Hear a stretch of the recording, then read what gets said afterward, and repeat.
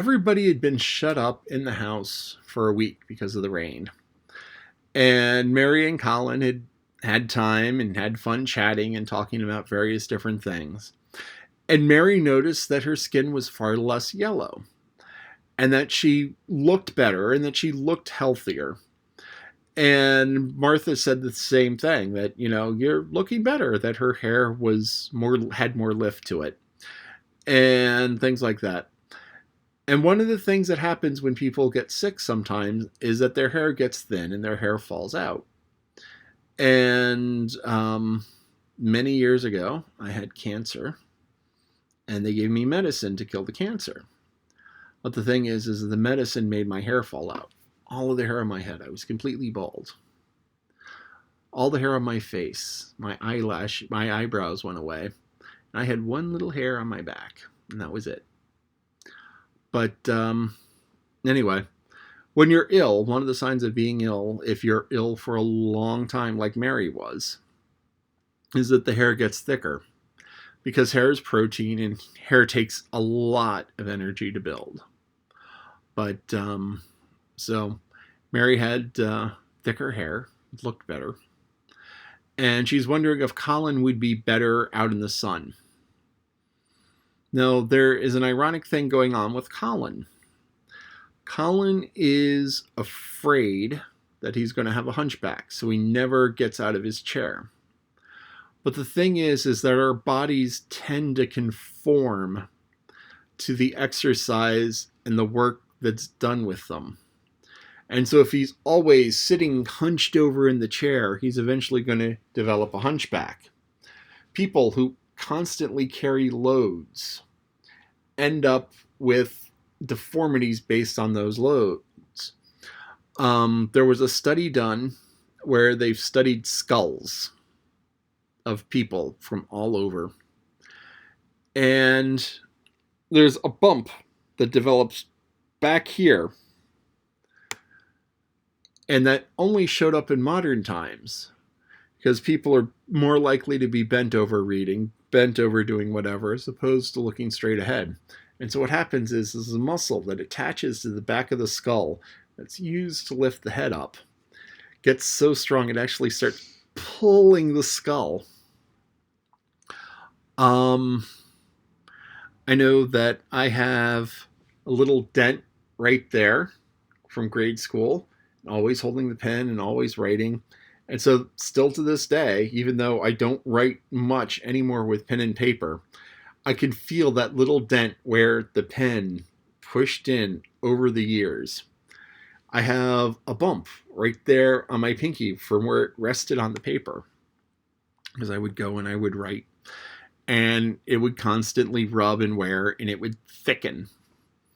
So the way that you work your body determines the shape, even down to the level of the bones. So by Colin constantly lying in bed and not working his muscles, not working his shoulders back, not working his chest, not working all these muscles, just constantly laying there like a log, he may actually be making himself become hunchback. So by being worried about being hunchback, he might become hunchback. So they talked about a carriage. This was kind of before wheelchairs were a named thing, but I mean a chair with wheels. It was a wheelchair. But they referred to it as a carriage because it was kind of a carriage. Normally when you and I think of a carriage, it's like a big thing, like a car that's pulled by a horse, where doors and all that other stuff.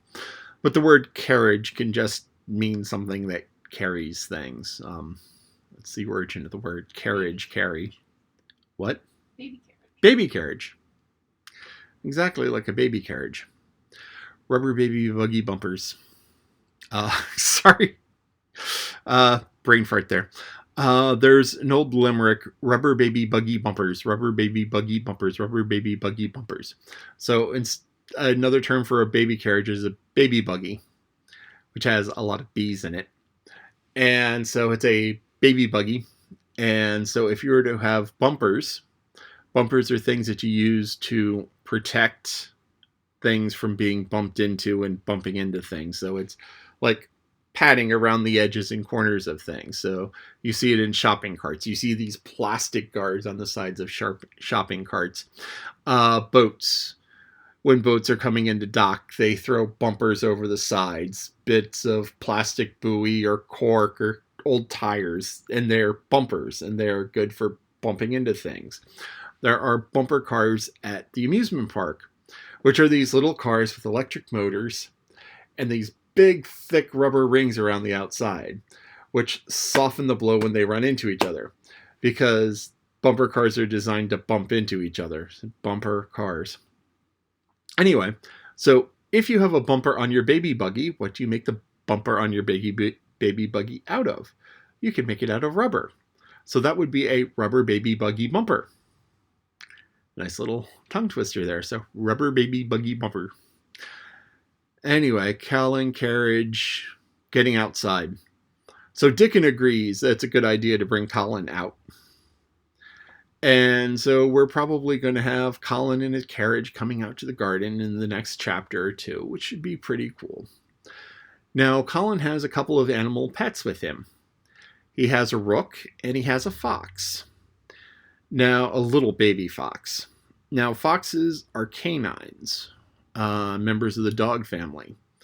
So foxes have been seen to breed with coyotes and wolves, and they act a little bit different. They're one of the more distinct members of the canine family, but they're still dogs and they still can be trained and such. And a rook. A rook is like a crow. It's in the same corvid family as crows and ravens, and crows, ravens, mockingbirds, cowbirds, cuckoos. They're all in the same corvid family, and they are all just like wicked, wicked smart. So if you're to take a look at the intelligence of things on the planet, you have people, you have dolphins, you have crows and corvids. So here you have this rook, which, as I said, is like a crow, and it is smart. And people have trained these, and people have trained these. They can actually learn to speak like parrots. And people have trained these things, and it's incredible some of the things that have happened with training these crows. There was a webpage I followed on Facebook, Canuck and I, where it's a guy had a wild crow that was his buddy.